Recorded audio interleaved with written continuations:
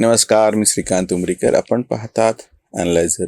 Like करा, share करा, subscribe करा.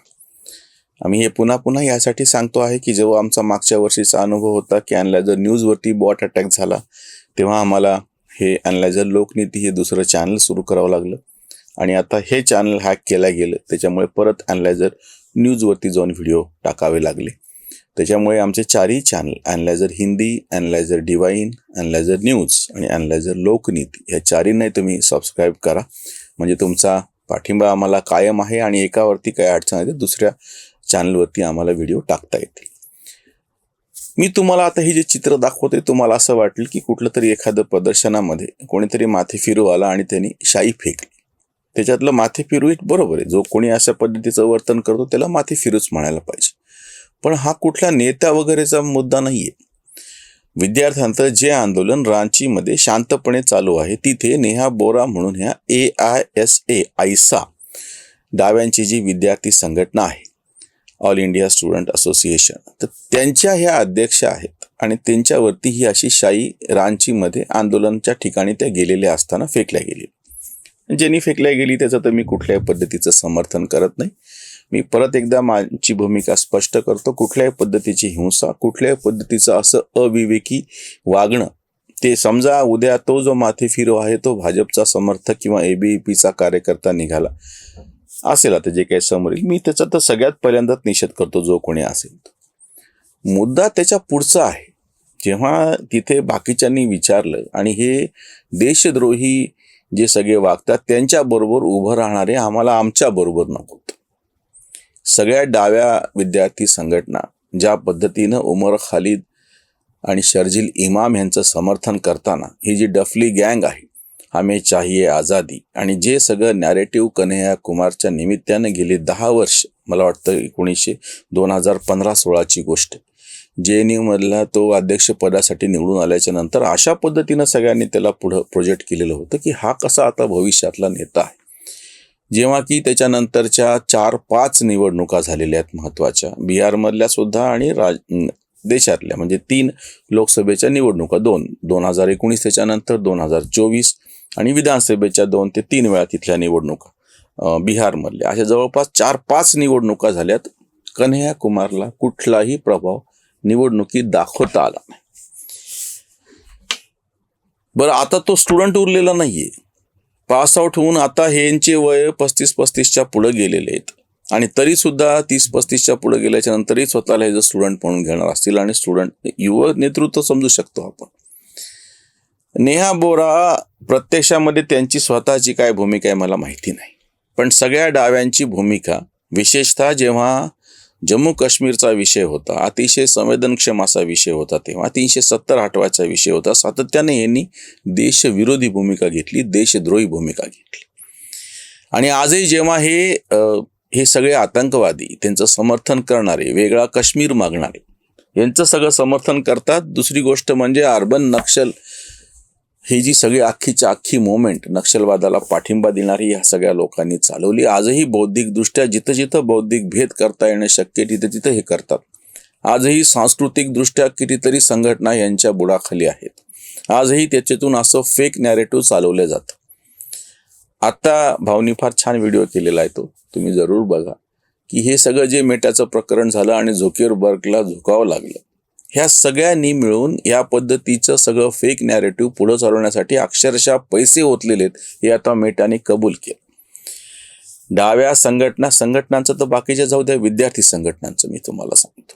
JNU मधल्या ज्या सगळ्या ह्या डाव्या विद्यार्थी संघटना होत्या, त्यांनी ज्या पद्धतीनं त्यांचं सगळं जे प्रदर्शन 2020चे दिल्ली दंगे त्याच्यातून उद्भवलेले, आणि ह्यांनी सातत्यानं मोदी, भाजप, संघ, अमित शहा यांचा विरोध तुमचा राजकीय दृष्ट्या मी समजू शकतो, कोणाचाही समजू शकतो, आणि त्या पद्धतीनं त्यांनी यावं, निवडणुका लढवा. आताच्या पोटनिवडणुकामध्ये भाजपचा पराभव झाला.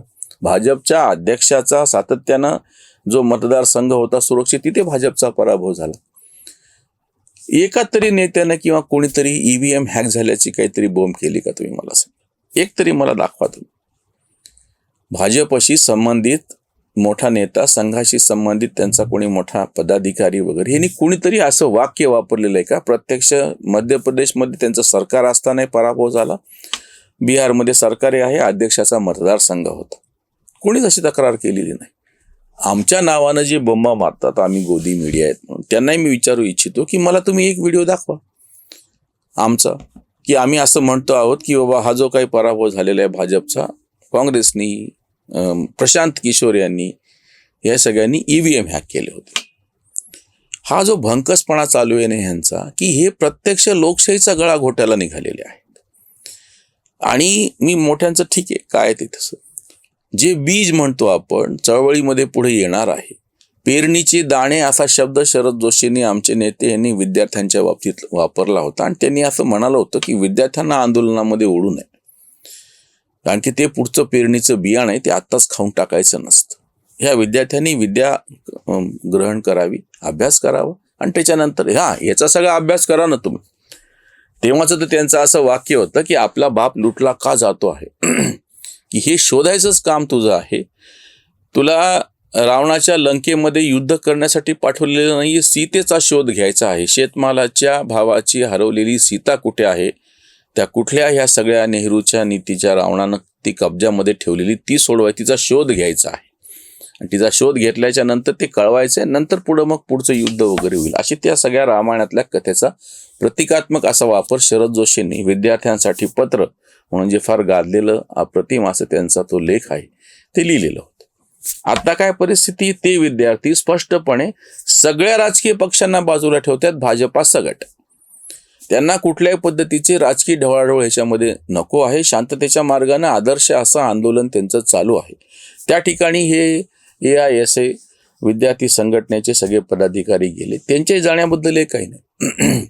त्यांच्यावरती शाई फेकली, परत त्याचा मी निषेध करतो. पण मूळ मुद्दा इथे येतो की जो त्यांनी उपस्थित केला, आणि ह्याची चर्चा झाली पाहिजे की तुमची भूमिका ही देशविरोधी का आहे.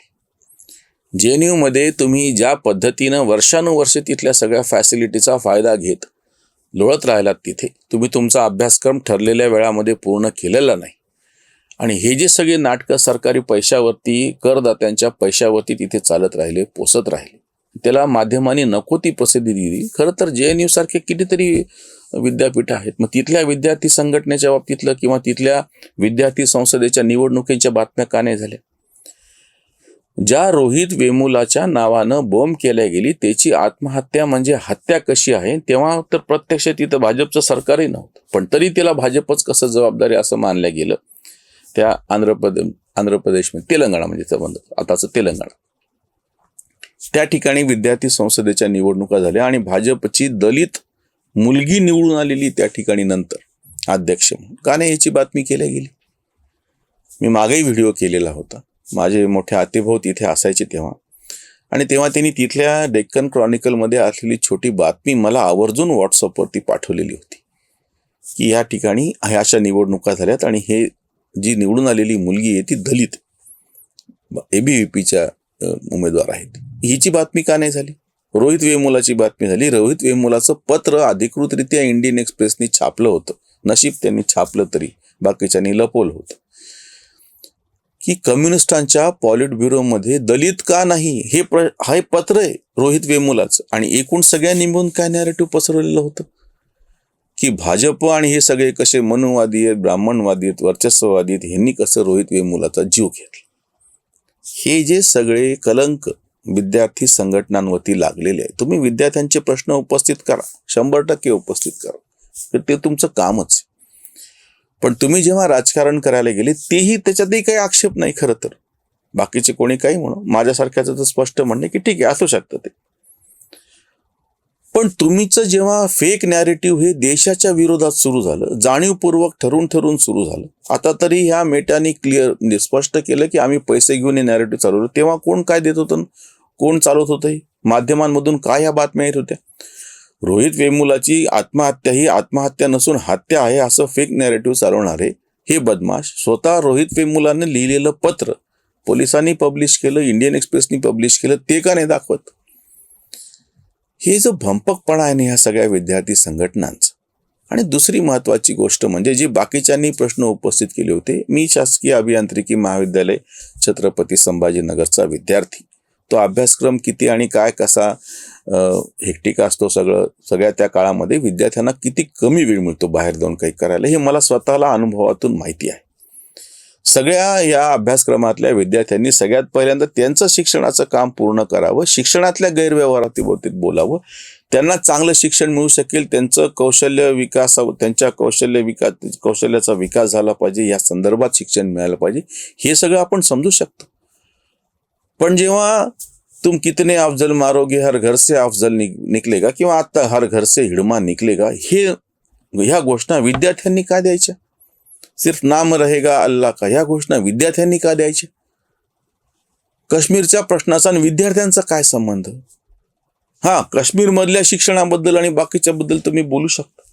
या डाव्या विद्यार्थी संघटनांनी वारंवार ज्या पद्धतीने, मी परत सांगतो, कोणी किती विरोध करो, राजकीय भूमिका घ्यायला पाहिजे, ती गोष्ट वेगळी, पण तुम्ही देशाच्या विरोधातली भूमिका घेतात. म्हणून अशी ही शाई तुमच्यावरती जी फेकल्या गेली, त्या माथे फिरून फेकल्या गेली, त्याच्यावरती कायद्यानं जी काही शिक्षा व्हायची ती व्हायला पाहिजे. पण त्याच्या मागचं कारण हे तुम्ही ABVPच्या विरोधात आहात म्हणून ती शाई फेकल्या गेलेली असं मी मानत नाही. तुम्ही देश विरोधात आहात. तुम्ही ज्या पद्धतीनं भारत तेरे तुकडे होंगे इंशाअल्लाह ह्याला पाठिंबा त्यांच्या बाजूने उभे राहिलात. आजही ते शर्जील इमाम आणि उमर खालिद तुरुंगात सडत पडलेले तर त्यांचे समर्थन करणारे बाहेरचे लोक आहेत. त्यांना जामीन का मिळत नाही? म्हणून हा आक्षेप आहे. शाई फेकण्याचं तर कृत्य चुकच आहे, पण त्याच्या मागचा हेतू मात्र बरोबर आहे. इथेच थांबूयात. धन्यवाद.